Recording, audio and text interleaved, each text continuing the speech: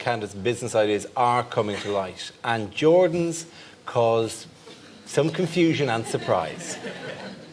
I'm not the software engineer, I'm the strategy, sales, marketing. It's not me alone. There is another person who... So there's 3 of you in this partnership? Yes, yeah. If and when an investment is made, then those discussions happen. But the honest truth is that... What discussions happen? Discussions about percentages and how it would split between me and my business. No discussion here, mate. We get 50-50 shares. I'm a safer investment than anyone else. Safer investment? What bleeding world do you live in? A tech start business? Lord Sugar, let me explain myself. They're the most risky bloody investments on this planet.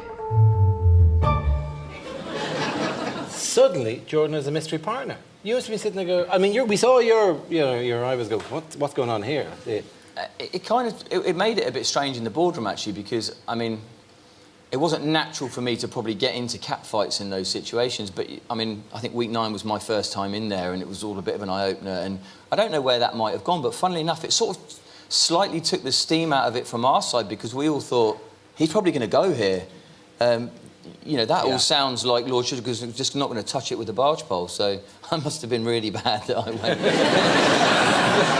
If it turns out, like, and presumably we'll find out more when they go in and do the business plans, if it turns out and say who is his partner, and Jordan rustles under the table and brings about like a glove puppet of himself, and go, it's little Jordan. What's that, little Jordan? What's that? You want to go into business? Oh, I think we'll go into business, little Jordan, you and me. Like, or his dog, or like a twin, like a female twin, or something really, really weird. That would be no less surprising than suddenly presenting them at this point. I mean, this is a bit of a shock.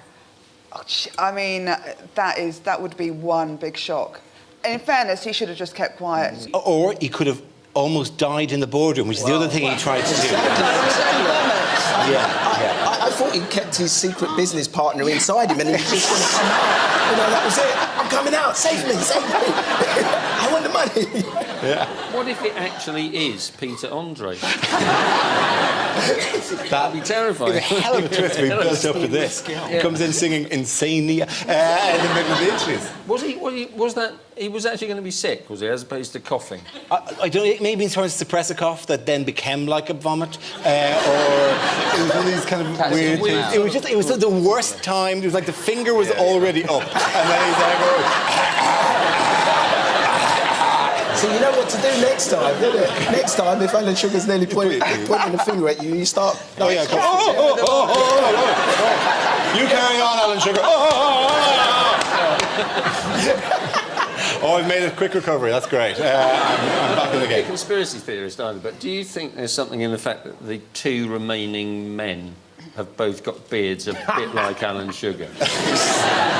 I think you'd have to go back to all of the people who've wanted to find out how many of them had beards a bit like Alan Sugar's and to what extent that subconsciously works. Oh, yeah, I recognise myself in you.